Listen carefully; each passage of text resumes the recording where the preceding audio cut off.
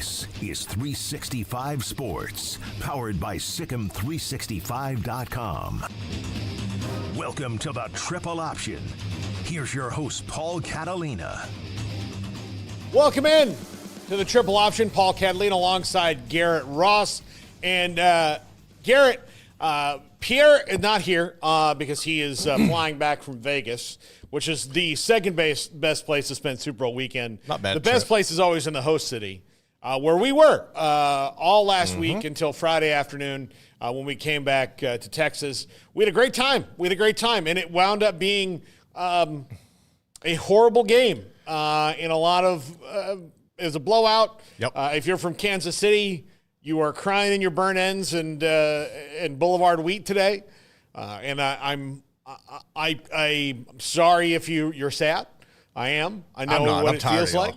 I am more confused than I've ever been in my entire life about something, in that I don't know if I wanted to see a three-peat in the NFL, and it would feel more heavy than a three-peat because 5 of the 7 years that Patrick Mahomes has been in the National Football League, he's made the Super Bowl. So just ready to see somebody else from the AFC. And I, as a lifelong Cowboy fan, am disgusted by anything that wears green and comes out of Philadelphia. But I've reached a difficult conclusion. What's that? Going forward, until the Cowboys change their ways and win another Super Bowl. Okay. And this is only in those instances where they would make it, not during the regular season. I don't want to root them on. But if an NFC East team makes it to the Super Bowl, be it the Eagles again, who are the most well-run franchise in the NFC, and debatable on what they're number one in the NFL, and I would say that right now they are. Pretty clear, yeah. I mean, they are the champs now. But, and two, the Washington, soon-to-be not Commanders. We kind of got that cleared, thank God. Clear from Josh Harris. He answered the question of the Super Bowl. They're going to go back to their kind of original branding and colors. They will not be the Redskins again, but they'll be something. I think Warhogs makes the most That'd sense. Be so awesome. Or just the Hogs. Yes. Just the Hogs, the Washington Hogs. I'd be down with that. Washington Hogs. There you go. And they'll have the hog logo on your helmet. Name it after your Here's the thing. I think the Washington Hogs would be a great name because you are naming it after your fans. Yep. Who have suffered for so long under the tyrannical dictatorship of Dan Snyder. Yes. So name it after your fans. Just straight up and down. Don't say Warhogs, just say Hogs. Hogs. I'll be down with that. The Washington Hogs. And the logo, man, I might even buy that logo, that shirt. And I hate that team. If they do it, if the godforsaken Giants do it, I will be pulling for the NFC East team. And here's why. It sounds like the SEC. No. It's not for that. It's not for the betterment of the division. I couldn't care less about the division. Just like I couldn't care less about the ACC or the Big 12. Like, who wins it doesn't matter. It doesn't help. Okay. Helps the conference. This is all about spite. This is just purely for spite so that Jerry Jones and the Jones family, which actually I'm starting to theorize that if you think it's bad now, Jerry's actually the only thing keeping it good. Because Jerry is the only one with the spirit of wild man in him. Now, granted, Steven has tamped it down and mashed it out of him. Right. But, especially when it comes to player acquisition, coach acquisition was never really a thing. But player acquisition, like the guy who's pissed in those post toasties is Stephen Jones. And I don't know if there's any other way, because the way it looks to me that the Cowboys see things is that every team that's not in the division is just there. Yeah, but at the same time, here's the thing. The Chiefs aren't really a thing to him, even though the owner of that team lives in Dallas and goes up to Kansas City when he needs to. Right. I genuinely believe that the only thing that could shock him out of it is those teams regularly winning because he sees them twice a year and not once every so often. Yeah, but I mean, I think you could make a case that Philly and the Giants have been winning regularly. Now, have they been consistently? They've won 4 between them since the Cowboys won their last one, so yeah. So, I mean, like, if that's not going to be motivation enough to this point, I don't necessarily think it's going to shake the cobwebs off. Garrett, I need something to cling to. No, I'm fully for that. I get it. I don't see, like, even if Philly was to reel off another one next year, or if Washington, like you were saying, if Washington was able to make it, I don't think there's anything right now that can make Jerry or anybody in that organization get out of their way to finally step up unless death takes them and somebody takes over. Like, I just realistically don't see it happening because you've had plenty of opportunities to do it. You've seen the moves being made in your division from Philly from a front office standpoint over the years, setting them up to be in this position. And when it's your time to go out there and do something, all you do is talk, but you never have any action behind it. So I'm to a point where I don't think anything is going to change up there. And it sucks for Cowboys fans. I thoroughly enjoy it. But at the same time, like, I don't necessarily think that them or Washington or New York winning in the next couple of years is still going to be enough to change anything coming out of there, man. I feel bad for you, but I don't see it happening. Yeah. So, no, but yeah, I know. And that's just my personal thing, but I'm happy in particular for one person on the Eagles. Other than, Johnny Wilson, who gets a ring after last year, he wasn't, after allowed. The opportunity was ripped so wrongly away from him. Josh Sweat, another FSU guys on that team, but and some guys we've talked to and covered in the past. But I'm really happy for Jalen Hurts. Oh, hell yeah. I love Jalen Hurts. Because of, Dak Prescott is the most flashpoint quarterback in the NFL. Mm-hmm. Like, there's no other more controversial figure than Dak, but by a long shot. I think only about 25% of the actual hatred for Dak is earned. That's fair. But still a big amount. Like, look, he has failed in big moments. He has, but it's not all his fault because they haven't put the people around him to help him. If you look at what the Eagles and Chiefs do, they have guarded against their quarterbacks having bad games most of the time. Right. And the Eagles did that by, absolutely knock it out of the park drafting. The fact that they have a team stacked of Georgia players, the best team in college football the last 5 years, like those teams, like the dynasty Georgia teams. Mm-hmm. They've got it stacked with those guys, including in the guys who were kind of unsung a little bit last night because the defensive ends like Sweat and Hunt get all the sacks. But I'll tell you what made a difference in that game is that the Chiefs had a guard, Caliendo, playing out of position. They have Jordan Davis and they have Jalen Carter, who are massive human beings who should not be as athletic as they are for as big as they are. That was really, to me, what messed up the Chiefs from the jump. They couldn't run the ball at the middle. And then, there was such pushback that any time they ran any kind of stunt or anything else, Patrick Mahomes got hit. And the only way you knock the Chiefs out is to blow them out. Mm-hmm. Really do that. And it happens so rarely because they're so amazingly good that you don't get to throw knockout blows on them. The Eagles did it because the Eagles were the best team in the league all year long. No questions asked. Mm-hmm. Now, when you look at the whole body of work, the way they came through the playoffs, just stormed through the playoffs, all that proves to me the Eagles are the best team. And it's kind of like watching, again, if you go back and look at what Ohio State did, what the Eagles did, Ohio State had the best roster. The Eagles had the best roster. The best roster in college football and pro football won. Yep. And the NFL. They both won. And in spite of, I think, head coaches that in the past had been limited in their scope, in Nick Sirianni, I think the Eagles and Ohio State have a lot of overlap. They do. When you look at the things that went that way. So the Eagles are just stacked They were stacked going in. But the Eagles also have recognized them. Okay, Doug Peterson won them a Super Bowl, right? Yep. With Nick Foles as the backup quarterback, beat Tom Brady in Minneapolis.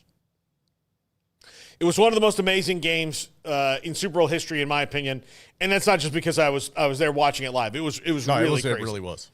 But yeah, it was unbelievable. After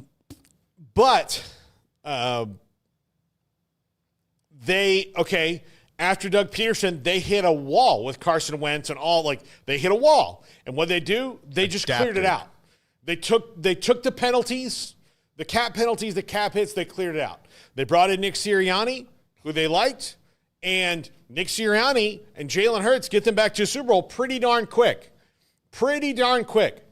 and play an epic game against the Chiefs 2 years ago. Epic game, and come up short because Patrick Mahomes is a wizard. Yep. And then last year with the Super Bowl hangover, they started off like gangbusters. They were really good. And then they hit a wall, which happens to a lot of times to the Super Bowl loser. They hit a wall, and they got eliminated early. So instead of saying, well, it was this, it was that, like making excuses like many teams do, like the one that has offices in Frisco, well, if it had been for this injury, if it hadn't been for that. No. What do? New coordinators, Kellen Moore, Vic Fangio, who coached the game of his life last night. Okay, we need some depth at linebacker. Let's take a chance on Zach Bond. You know, he was a second-round draft pick, didn't work out, special teamer, but we liked him. Let's see if we can coach him up. He's a depth piece. And then they coached him up to where he's a Pro Bowler, right? Had a big play last night. Let's take a chance. Mekhi Becton was a first-round draft pick. That's a bust with the Jets. But we really liked him. Let's see what we can do. And then Jim Sutherland, has this great idea of like, hey, let's see if he can play guard instead of tackle. And then he's one of the best guards in football this year. And so some of that's luck. I mean, like those couple things are luck. Mm-hmm. But what do they like? You know, they knew Travis Kelce was going to retire within a couple years, so they drafted Cam Jurgens a couple years ago. Let him, sit there and learn behind the best center of his generation, and then step in, and he's been great. And then they wind up putting Mekhi Becton next to him in his first full year as a starter, and what happens?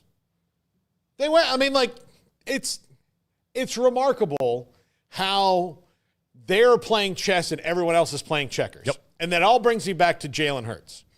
They drafted Jalen Hurts when they had Carson Wentz in the fold in the second round.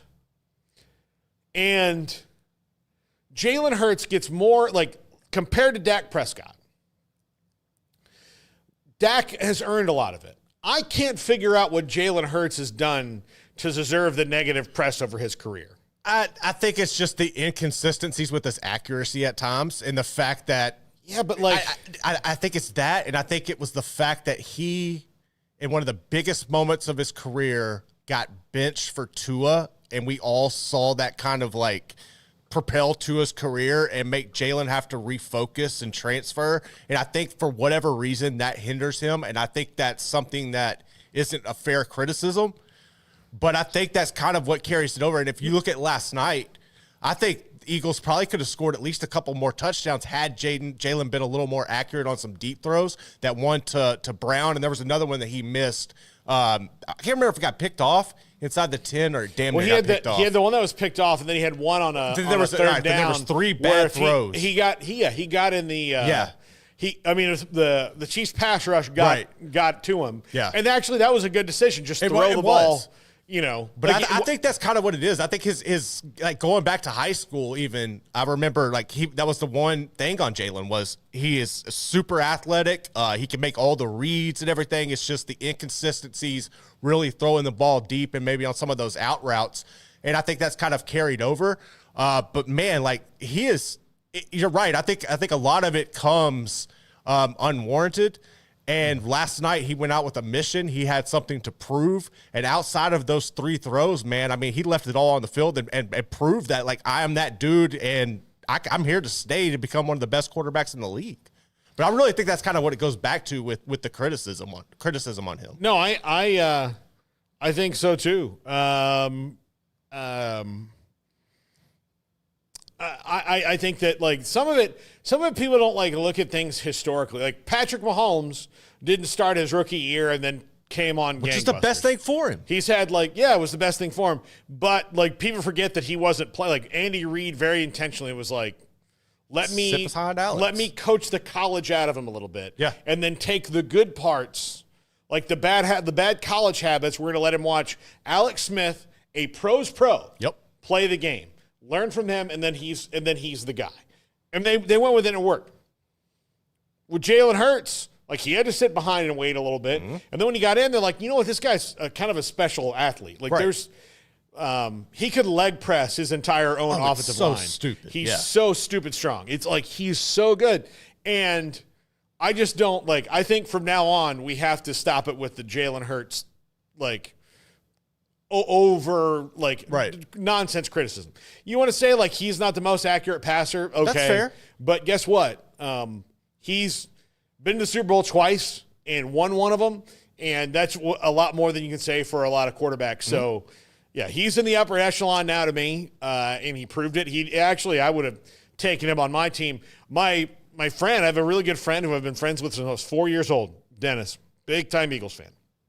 Thrilled. He texted me when they drafted Jalen Hurts. He's like, this feels like a waste of a pick. I'm like, buddy. I said, I don't think that it is, man.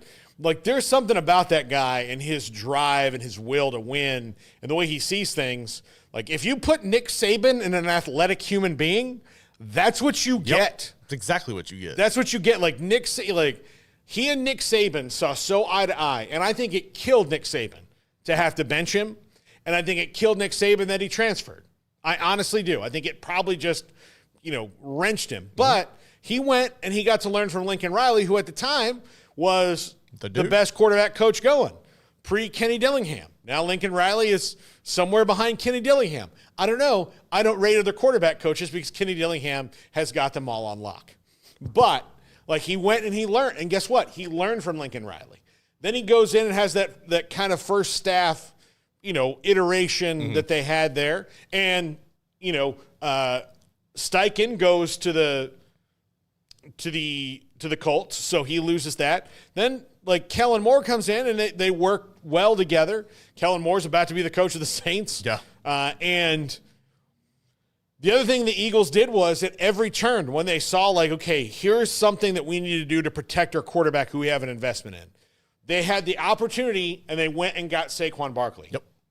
A couple years ago, the Titans, for whatever reason, decided they weren't going to pay A.J. Brown and traded him off to the Eagles.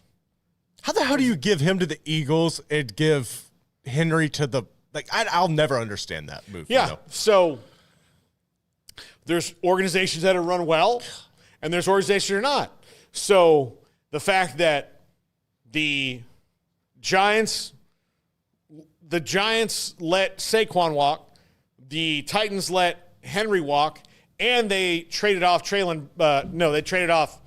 A.J. Brown and used that pick to draft Treylon Burks, who's hardly played for them, and will soon be a Dallas Cowboy. You mark my Probably words. So. They loved him in the draft. He'll get cut, and he'll be their reclamation project. Mm-hmm. But he hasn't been healthy the entire time he's been in the league. So then they went out and did that to help their quarterback. Then they saw that Saquon Barkley, a guy that they knew was a superstar and was playing with an organization with an offensive line that could not sniff the jock straps of their own offensive line. They're like, hey, it would be a wise investment to go get this guy who's still in his prime and see what he does behind the best offensive line in football. And what did he do? He broke records. Dominated. So when you talk about organizations that say, we're about winning, we're about winning, we're about winning, that's the Philadelphia Eagles right now, and that's why they won. They went out and got guys that they needed to get, and they went out and the draft this year was one of my favorite. If I just looked at the ability of the players they drafted overall, before they've even contributed, Johnny Wilson, the one I love, dropped a pass, and I needed to go. I wanted to call. If you would give me the phone to the sideline, but listen. If you'd watched him at all in college, the low degree of difficulty catches are not his thing. No. He will drop that. But If you put two guys on him as he's trying to get a 25-yard catch on 3rd and 24, and he has to jump up and keep it from going out of bounds, he'll make that catch. Yep. 3rd down and 17, need a touchdown and 2 minutes left. He'll make that one. They'll figure that out. But, they drafted Quinyon Mitchell, who started for them. They drafted Cooper DeJean. He's a badass. Who returned an interception for a touchdown in the game and is just scratching the surface. They drafted Johnny Wilson and Will Shipley and Anaya Smith and a few others. They upped the athleticism on their roster. And Will Shipley, they're probably going to run into a situation where Kenny Gainwell, who's their 3rd down running back, is going to go take money somewhere. Right. And Kenny Gainwell is a 3rd down running back, and he will probably go somewhere like Indianapolis or someone that plays a similar system. He'll get a payday, and then maybe one day, after 3 years, wind up back with the Eagles at the end. That kind of a guy. But he's a good player. He's just not a lead back. He is perfect for that offense. But, again, he's eventually going to go cash his check, right? Mm-hmm. Well, then, what do they have? They know that Kenny Gainwell is going to go cash his check. Well, they went drafted Will Shipley, who that's the thing he'll do in the NFL is return kicks and punts and be the 3rd down specialty guy. He's a superb athlete. Yep. You saw that. Anaya Smith didn't play a whole lot this year, but you saw when that dude had at A&M, you saw when he has the ball in his hands, there's not many more athletic human beings, right? Mm-hmm. They have him, Cooper DeJean, and Will Shipley all together. All 3 of those guys can help you on special teams. Yep. Especially with the new kickoff rules, right? Then you get Johnny Wilson, who maybe winds up being like a wide receiver, tight end kind of hybrid thing, like a Jimmy Graham type player. Yeah. Give him a couple years, let him learn a route tree and all those things, and then you're going to score a touchdown. You'll have him, A.J. Brown, Devontae Smith, Dallas That's Goedert. hard to guard. How are you going to stop that in the red zone? Hard to guard. Can't. Yeah. So that means that there's going to be a whole lot more 1-yard touchdowns or Saquon Barkley touchdowns. Best roster. Right now, they're in a 3-year window now. Because that's about where it is. The next 3 years, they're going to be super hard to beat because they have veterans that are all at the right spot. They'll probably lose Lane Johnson here not too long. I mean, he's a veteran, but guess what? They probably know who on their roster is going to take his spot, or this year they'll draft the guy who when he retires will take his spot. Correct. That's what they do. They don't draft theoretically. They draft with a plan. Mm-hmm. This guy's going to come in here. We're going to see if he can do this, and then we've got 4 years or 5 years, depending on when you draft him. We've got 4 years to see if he works out. If he doesn't, we'll draft the next one and the next one and the next one. But they don't look at their roster and say, okay, everything's set. No, everybody's expendable. Yeah. Howie Roseman and Jeff Lurie, here's the other thing Jeff Lurie does. Jeff Lurie gets to sit back and go, listen, I'm so great at this. Yeah. I'm going to give tons of people advice. And all he did was hire the best GM he possibly could and stays out of his way. Is it that simple? Is it that simple? When the truly successful people hire the best people and stay, the ones who have, what's the biggest strife the Eagles have had in the last, and they went to Super Bowls with Andy Reid and lost. Sit in the Andy Reid, Doug Peterson, Nick Sirianni era. In that time, what's the biggest strife they've had? Having a couple bad seasons, guys getting old, and you have to reboot the roster. Guess what? It doesn't stress them out. You know why? Jeff Lurie's put Howie Roseman in charge, and was Joe Douglas before, and now Howie Roseman. He's had good people in charge of his team, and he just lets them make the decision. And then, with Joe Douglas, it just kind of things run their course, right? And maybe one day it will with Howie Roseman. The rest of the NFL is hoping it does. Yeah, they are. Or he just decides, I don't like living in Philly anymore. It's cold. I'm going to move somewhere warm, and I'm going to be that team's GM. Right. But ultimately, there's no reason to think that this is not going to be a 3-year bubble. To me, a 3-year window of the Eagles to be the best in their franchise history. Yeah, I mean, they've always had some good teams. They've always been in the mix, but what they're doing right now, yeah, I think they're on par to make the best run in franchise history, which is fascinating to think about. And I just where do you go from here? What do you think? How can they improve even more? Is there one area of I wouldn't even say weakness that you could see they should address if you were in that front office? Is there any concerns other than? Because, they're loaded, dude. No. Here's the thing. Concerns, got a couple guys getting older. Brandon Graham's getting older. Lane Johnson's getting older. But guess what? Brandon Graham is already in a rotational role anyway. Right. They'll just – and they truly do draft the best available player. And then they have a plan for him that it's almost as if Howie Roseman was which will be the 32nd pick this year. With the 32nd pick in the NFL draft, the Philadelphia Eagles select – Garrett Ross, right guard, LSU. And they'll be like, okay, well, Garrett's probably not going to be our starting right guard this year or right tackle, but we'll see where he fits if he's a better guard or a better tackle, and then he's going to be our swing guy for this season as the first-round draft pick, and we'll see if he can play right away. Mm-hmm. If not, we're already set on the offensive line. Or, if they lose a free agent, you're going to be expected to step in and play right guard. And then this is what the goal is. With the 64th pick in the NFL draft, they select Andrew Valade, safety from Baylor. Okay, all right. Well, Andrew doesn't necessarily have to play right now. We've got we're set at those positions, but he's going to be a key special teamer. He's got some kick return skills. We're going to mix him in with Cooper and Shipley and the other guys who do that. Anias, he'll be fully healthy next year. And then we certainly want to see him in our nickel and dime packages and see what he can do. And then that's on down the line. They know exactly what the plan is for everybody. Where I do think that there are a lot of organizations that are well, where do you see him fitting in? Well, he's a wide receiver, so he'll play a wide receiver. Yeah, but what are your skill sets? How does he match up your quarterback? How does he work your system? How do these things go? And the Eagles, they just know. They just know what they're going to do and the different things they're going to try with someone. And they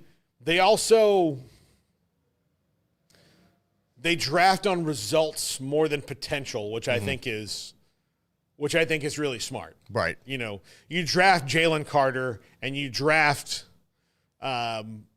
Jordan Davis and you Jalix Hunt, who Matt has said was Houston Christian. You know why you draft him? Is he necessarily an NFL defensive end body style? He's certainly tall enough, but he's not big. No, he's not. But he's fast. And guess what? He had 19 sacks 2 years in a row at Houston Christian. They based it on results, right? Mm-hmm. So they drafted him. Getting Nolan Smith and Jalen Carter in the same draft from Georgia, stupid. When Nolan Smith, for whatever reason, dropped. And I'll never understand because some people were like, oh, he's not that big. And you're like, yeah, but see him play? He's the best defensive end in the SEC, where all the NFL players are coming from. He kicked all their asses. Working them. Why are you drilling down on one day in Indianapolis with tape measure? Watch the film and watch all the quarterbacks oh crap, there he is. Yep. And then the quarterback's going back to the sideline and talking to the left tackle and be like, hey, do you want to do something about Smith? Do you guys want to do something about that? Can you help me out here? That guy's so far up my ass. If he was made of water, he'd be a bidet. So please don't let him hit me again. He's wearing you out like a rag doll. Oh, he's not that big. I don't give a crap how big he is. Mm-hmm. He's bigger than me. He keeps hitting me. That's all I care about. I don't like getting hit. That's why I played quarterback.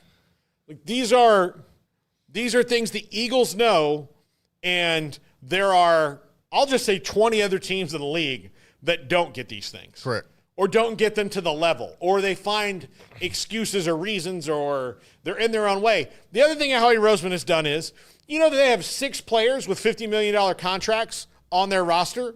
6. There are certain teams out there that said we can't do that. Yeah. You know why you can't do it? Because you don't know how the cap works. So when you figure out how your cap works, you can do that.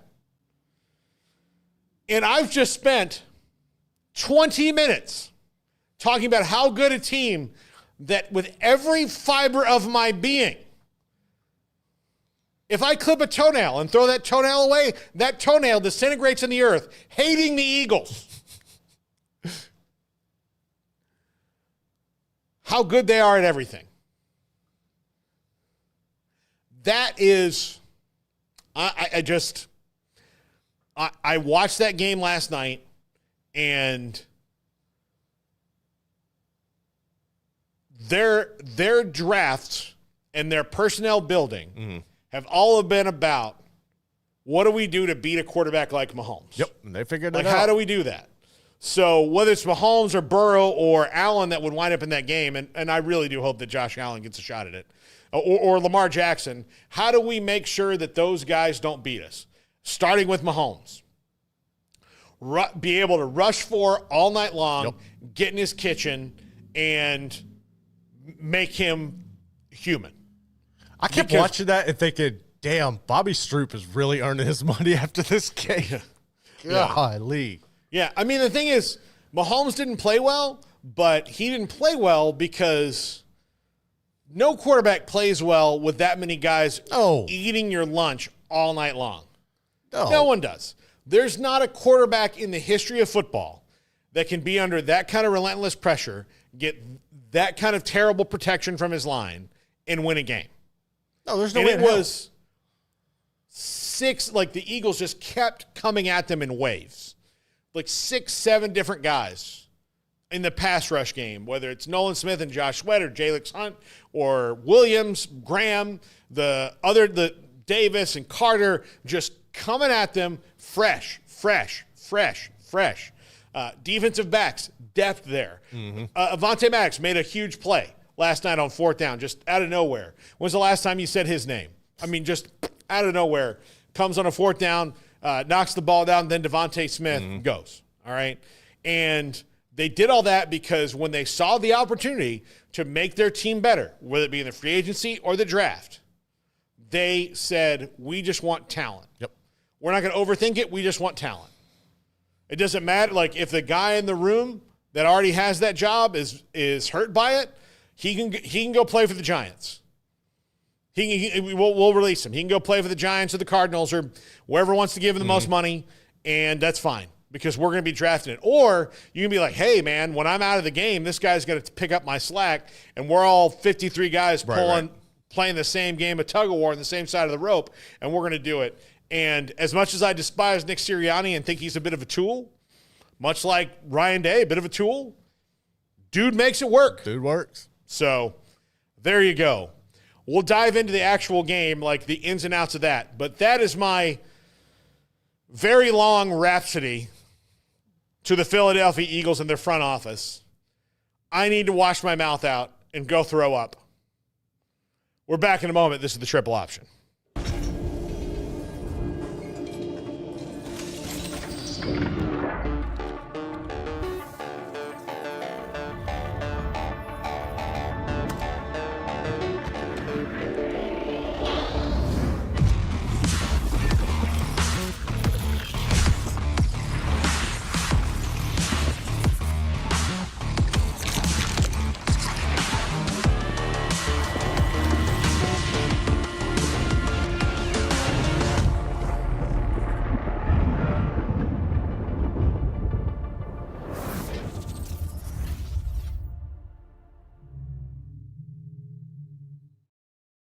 Fubo TV has the channels you love for half the cost of cable.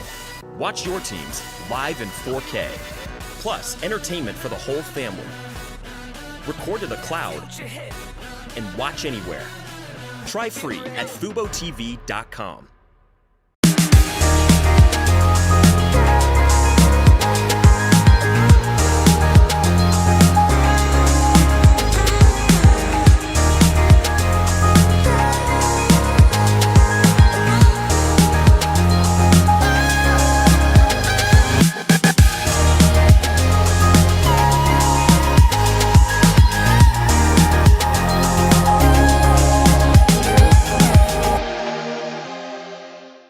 You might ask yourself what functional mushrooms are good for. Whether it's lion's mane, cordyceps, turkey tail, shiitake, reishi, they all serve a purpose.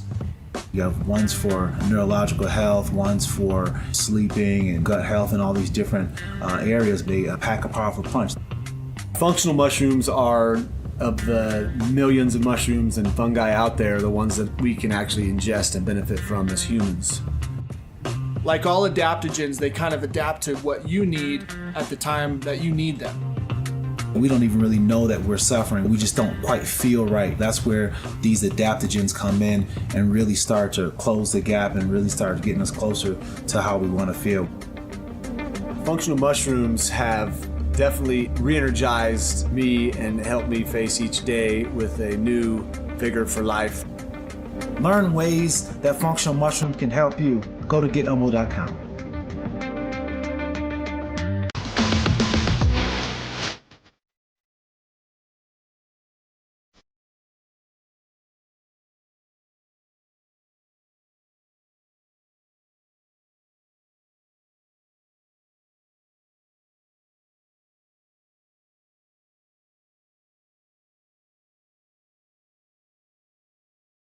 If your business is like most, you need things done quickly. But if you're still tying your critical applications together on multiple shared public networks, you've probably been feeling the slowdown. And that's no good for business. A private UPN fiber network can get you and your business moving at the speed of light. Whatever you need, we can build it. Internet, Metro Ethernet, Waves, dark fiber.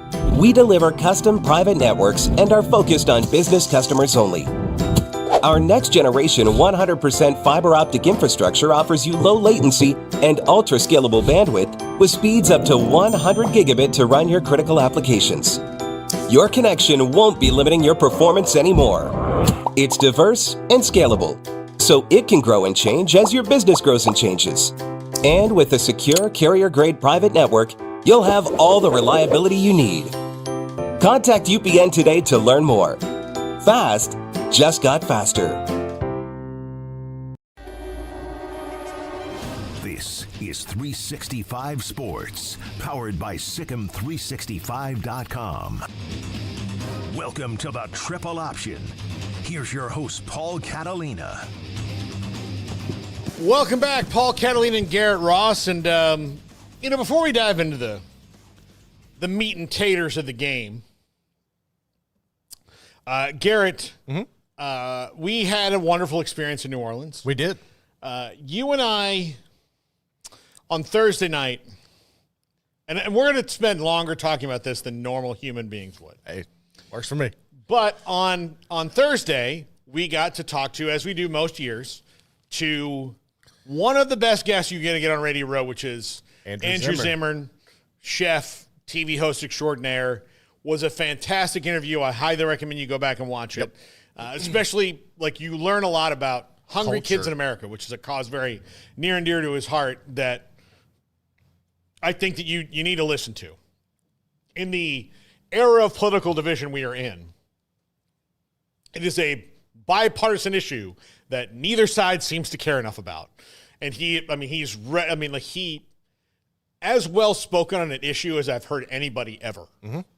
And it was really good. But we were talking about New Orleans as a food city. And he said, it's not the best, it's the most important because of its melting pot nature and how all the cultures came together to kind of create this food. And it just blows your mind about how, again, when all sides comes together to create something with a common goal in mind, does it matter what we're so just reinforcing my beliefs that, we have more in common than we do different. Correct. As human beings. So anyway, I said I took you guys to Toop's Meadery. Mm-hmm. You'd all never been. I had been one time. And Toop's was two, gigantic, all of us, 2 thumbs up. All 4 of us. Yep. They have this, if you ever do get to New Orleans and go to Toop's, it's a very small restaurant. And I would say it's not like 5-star pricing. It's 5-star quality. Yeah, definitely. It's it's on the higher end of middle range. On the thing, it would have 3.5 to 4. It's not cheap. But if you get the Meadery board, which is a seasonally curated, like charcuterie board. It's a charcuterie heaven. Oh God, it's Cajun charcuterie. So if you like charcuterie already, and then like they do their own butchering and all this other stuff. This is me cutting meat. Just cutting it up. This cutting meat right here, cutting meat.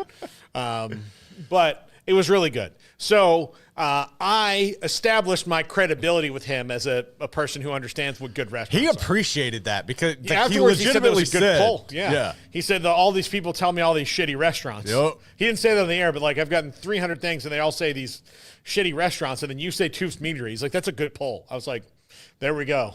One day he and I will hang out outside of Radio Row. Man of the people. Yeah. So yeah, we're simpatico. So he told us about a place in Metairie called R&O's. Yep.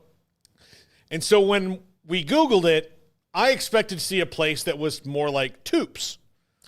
I wasn't sure what to expect at first. I don't know. So R&O's. But if you know anything about Andrew Zimmerman, I mean, this is a guy who's eaten monkey eyeballs on the street in Vietnam. Like he's versed. He's well versed in everything. So he's not afraid of things.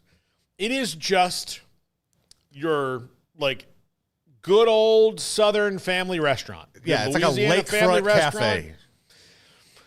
You know, they have, and the thing is that they have Italian food and Cajun food, and like they have all this stuff kind of in between, and they are known for their roast beef po' boy. We had several things. You got fried shrimp, which I did. It was Can't go wrong. You said it was really good. Really good.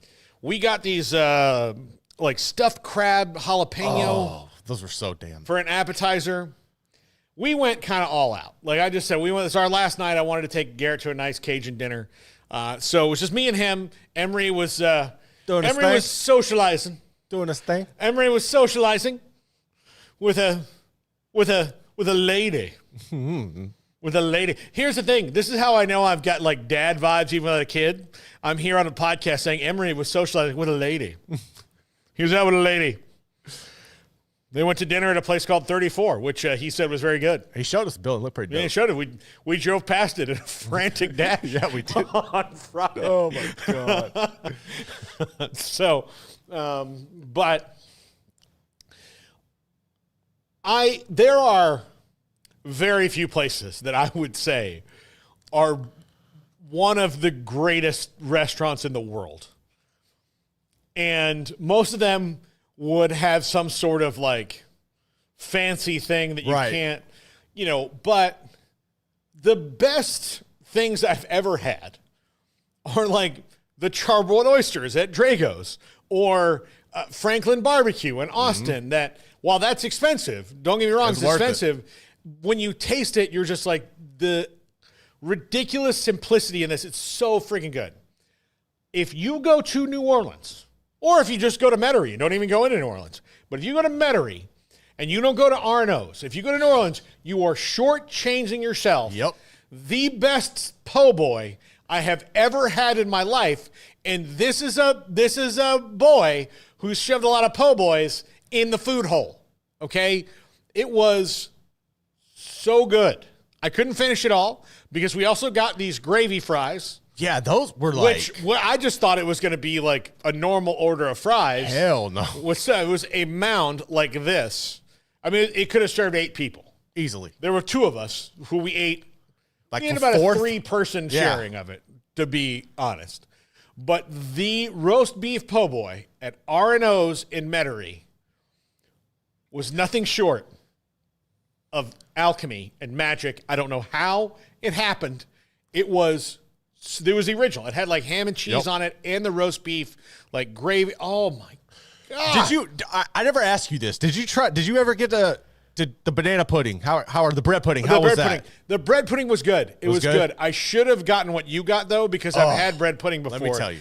You had king cake cheesecake. King cake cheesecake was so badass. It was, I was kind of nervous because I like bread pudding, but you know me, I'm a picky eater, so I don't want raisins. And I knew like it's going to have raisins. But when she offered me that, and that was the best cheesecake I've ever had. Okay. Honestly, if somebody called me right now and said, hey, in April, I just want to go to New Orleans for 2 days and eat at like 4 restaurants, like I'd be like, yeah, let's do it. Like, we can even live on Saturday night. Like, we can just leave on, like, Friday morning, lunch, dinner, Saturday, breakfast, lunch at R&O's, which it's probably better for lunch than it is for dinner. Yeah. Because they don't stay open that late. Yeah, the hours caught us off. If you're going, be sure you're there before 8 p.m. Yeah, they were great to us because we got there at 7:55. Yes. And we were like, oh my God. Well, so we'll call our Uber. We'll call an Uber. We'll make it to go order. We'll get out of your hair. So they're like, no. They were so sweet. And there were other people who were in there like that left literally right as we did. So they were so great. So I cannot recommend R&O's in Metairie. Andrew Zimmer, like, I had a good pull with Toops. Well, there's a reason, like, he's the man. If there's a reason he's the king. It was so awesome. Unbelievable. And the next time I see him, I'm just going to hug him and say, thank you for R&O's. Yes. Thank you for alerting me to that. Because when you find true beauty in the world, you have to celebrate it. Got to. You have to celebrate it. So, and I am very proud of myself that of all my trips to New Orleans, this was the least rowdy. I maybe have hit a spot in my nearly 45 years where, we never even went to Bourbon. No, I've been to Bourbon Street 1,000 times. Didn't need it. I didn't need it. Here's the thing. I would like to go to the French Quarter. I would like to go to the Old Absinthe House because that's a legendary place. Yeah. Teddy Roosevelt drank there. Babe Ruth drank there. Like, heck, Andrew Jackson might have. I don't know. Like, it's been on Bourbon Street since there was a Bourbon Street. Since Napoleon was rolling. I like to go to the other streets in the French Quarter and then like the nicer parts and hang out on the more like sophisticated. Yeah, like the not showing your titties for beads part of Bourbon Street. Not that there was a time in my life where I loved the titties for beads part of Bourbon Street. Not a bad policy. But as a married man now, yeah, you've seen them. But why? Like, here's the thing. Why get myself worked up? Yeah. There you go. Now you're thinking. I mean, like, to what end? To what end does this benefit anyone? None. Just a napkin. Yeah. It's just a momentary, like, oh, hey, boobs. That's all it is. That's all it is. I appreciate the gesture, but, it's just a visual. Yeah.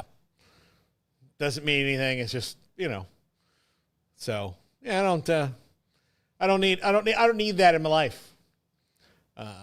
And particularly did not want to go down there because I wasn't going around with all them damn Philly fans. You and I agreed on this. Yes, I was about to say. When you bring Philadelphia to New Orleans, you're asking for something. I'll pass. You're asking for something. I'll pass. I was upset I didn't get to go out with my friend Mike Gill, who if you saw the interview you did with Brian Asamoah. He loved you. Brian Asamoah loved you, dude. With Brian Asamoah, it started out with me and Mike on camera together, and Mike is my doppelganger. He is. Yeah. As a matter of fact, I even said this during the interview, we look so much alike that a couple people earlier in that day were like waving at me, and I was like, hey, I'd never seen them before in my life. And then it occurred to me, I even went back and verified it. They were guests on their show. Okay. Like a couple hours before. Right. And so that's why they're waving at me. And I'm like, oh, all right, well, we're not the same guy. He's also we're wearing completely different clothes. It wasn't like the day we were both wearing maroon polos and jeans in Miami. And that's when it occurred to Q. Why does this guy remind me of someone? Because well, like, I mean, like the other day too, like y'all were during that day, y'all were both rocking the same navy blue. I mean, he had this West Virginia shirt on and stuff, but that was pretty funny. Yeah. So, anyways, but as we wind down, I mean, I guess it would be responsible as a sports talk show to talk about the X's and O's of the game. Saquon here's the other thing that happened to the Chiefs defense. They sold out to stop Saquon. Mm-hmm. Believing they could contain everything else, and they couldn't. Nope. Jalen Hurts just made him pay for it. He every time that they brought a blitz, he kind of not every time, but he just found it. A.J. Brown had a great game. Yep. And what's funny is On the first drive, ticky-tack call on A.J. Brown. That was some and the whole, stuff. like, oh, here we go with the Chiefs and the refs again. I'm glad that got fixed quick. Then ticky-tack call on the Chiefs on the next drive. So it kind of balanced itself out. And the refs, this is why they were there, they did not make themselves part of the game. After that, they didn't. Yeah, after early on, you're like, okay, here we go. You know, you have 2 ticky-tack calls. You're like, let's get with it. Let's call the things that are there. I don't believe that the refs were intentionally helping the Chiefs, but they fed the narrative. But they kept, like, part of the thing is like the Chiefs kept getting breaks because of it, and part of it is because the Chiefs are really good at selling it. Well, it's like the NBA. If you have like a LeBron or something, they're going to get the call. Patrick's going to get a call naturally. Yeah, exactly. It's going to happen. He's getting the calls. And he's earned it. I mean, it yeah, is what but it is. Like the bigger issue isn't, hey, you know, for those, like, especially for 15-yard penalties like that. Yeah. Like that's where the expedited replay has to come out and be like, no, that wasn't roughing. That was not, yep. Yeah, I know you thought it was, but it's not. Like, it's not there. You pick it up and wave it off. Mm-hmm. It's fine. Like, no one's like the team that thought it was roughing will be mad, but they'll benefit from that same, like, it's one of those things that's mutually beneficial. It'll come back around to you. It'll come back around to you when the same thing's going to happen. Right. Probably in the same game where, you know, you barely run by a quarterback. The referee looks away for a second. He hits the ground really hard because of whatever reason. And they're like, oh, no, that's got to be 15. Look how hard he hit the ground. Well, he tripped over his guard's leg. Right. You know, like that's not like the other guy didn't touch him. He just tripped over his own player's feet and hit the ground hard, and you weren't looking right at it, and you assumed it was a penalty. That's where the expedited replay is like, no, left guard stepped on his foot.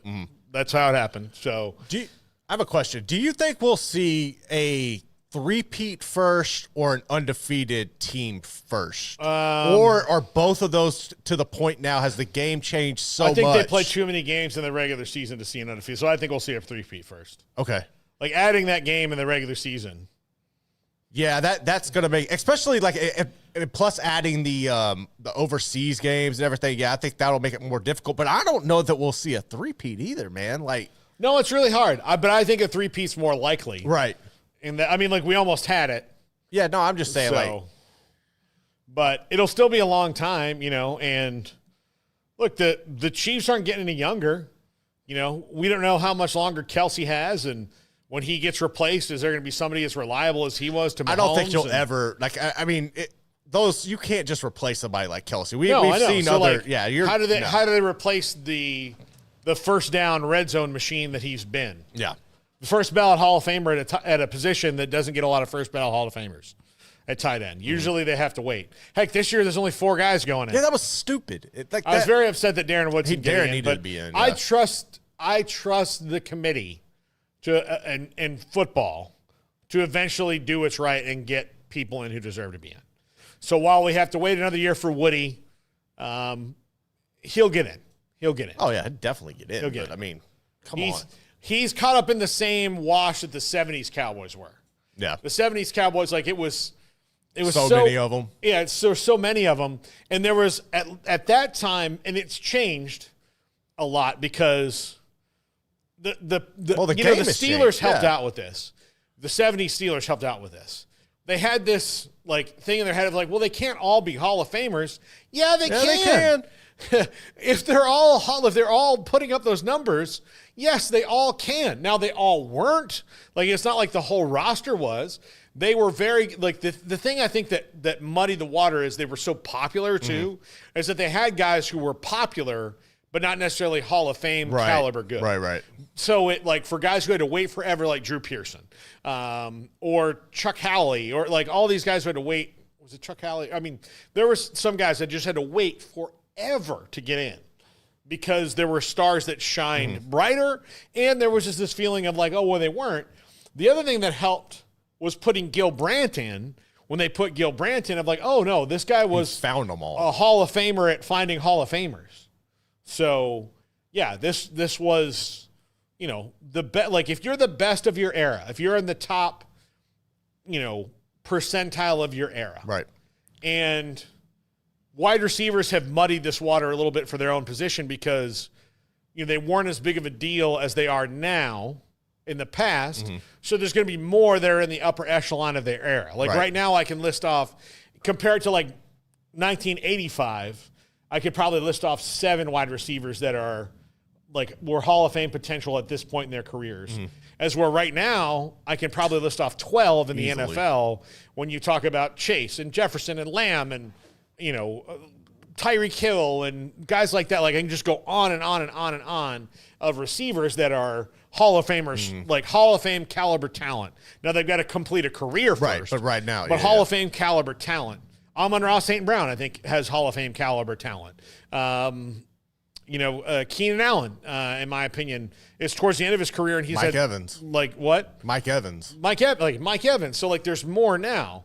There's less Hall of Fame caliber running backs because of that, because of the statistics. 1 and 2, because the league is dumb. But we're about to probably see a renaissance in that. I think, especially because of Saquon and Derrick Henry. So, what have we learned from this NFL season? 1, the Eagles and Chiefs know how to build teams. The Eagles probably better than the Chiefs right now.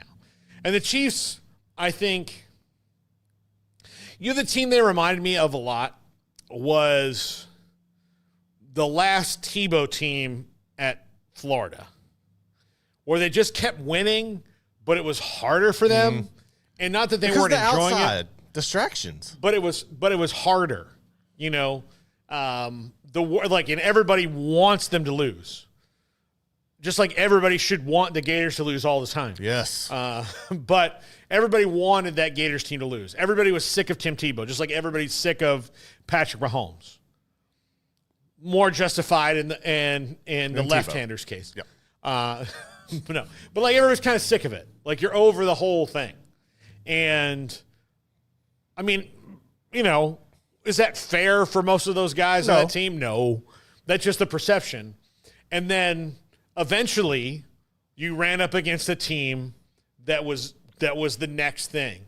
And for Florida, that was the first time Nick Saban had put a team together. That was at Alabama, at least. That was when he had his team at Bama, and then they went on to win. But you remember the famous and very beautiful scene of Tim Tebow walking out to the front of the sideline so everyone in America could see him cry, which I really appreciate. It's the nicest thing he's ever done for me. And the best thing that Nick Saban's ever done for me. So, I mean, that was a nice gesture on both their parts. I mean, so little did people think about someone not involved in the game at all, like they both did there. But roll them out to, like, you remember that moment because that was the end of Florida's dynasty. Yep, that sure was. They haven't been anything since then. Now, I don't think that's going to happen to the Chiefs. I think they'll be right back where they are because their front office will go, all right, let's address this. We got to fix this offensive line a little bit, make sure that everybody's get some more depth there, deal with, whatever's to come and some of the guys who may be gone. But, you're going to have your coaching staff back. You're going to have Patrick Mahomes back. You're going to have likely a suspended Rashee Rice that'll be back in the middle of next year, but that gives him more time to come back from his knee injury. You'll have Xavier Worthy year 2, and year 1 was pretty damn good. Yeah. Remarkable. Yeah. So you maybe can get back to some of that. Just let Mahomes out-throw you, and he can run under it. They'll probably bring back Hopkins or Juju Smith-Schuster, if not both. The running game, maybe more of a commitment to it with Pacheco if he's healthy all year, which he wasn't this year. I'm sure they'll bring back Kareem Hunt, and they'll draft somebody. They'll draft somebody at 31 that turns out to be one of the best players in the draft. The only time that hasn't worked out is Clyde Edwards-Helaire, and they still won a Super Bowl with him. Yeah. So it'll all work. Like, if you're a Chiefs fan, today sucks. I get it. It absolutely sucks. But nothing much is changing for you. No, you're going to be fine. Like, the worst thing that can happen to the Chiefs is that Travis Kelce's like, that's it. I'm going to go be a TV star and bang Taylor Swift more often. That's it. Like, that's the worst thing. And if that's the choice he makes, you should be happy as hell for him. You should. That's a life path that not everybody's going to get to take. I salute you, Travis Kelce. That's the British one. That was the British one. I salute you. Absolutely. You're go on or keep playing. I don't care. Whatever. That's going to do it for us today. We make the transition to basketball season, Garrett. Yay. We've got Pat Nunley. We've got John Kurtz, who also very sad Kansas City Chiefs fan today. Not sad for him. He's had too much joy in the last couple years. And we've got Joseph Duarte, who covers the very badass Houston Cougars. Yes, they are. Yeah. So we'll have all that, my top 5, Super Bowl discussion, and more. That's coming up on 365 Sports. I will see you tomorrow. Roy Ogletree will be sitting in the chair next to me, so that'll be fun to get the co-host back in. Steven Simcox on Wednesday, and I haven't decided about Thursday yet. Might need to bring back in Faithy Lou. She really crushed it last time around. So we'll see what Thursday's going to be. This is the triple option. Sorry for all of you who missed me last week, but you could see me on the other Super Bowl stuff. It's a zoo. We'll see you in an hour, everybody. Get ready for epic savings at Best Buy. Right now, you can save up to $700 on select Alienware and Dell gaming products. Perfect for leveling up your gaming experience. Plus, grab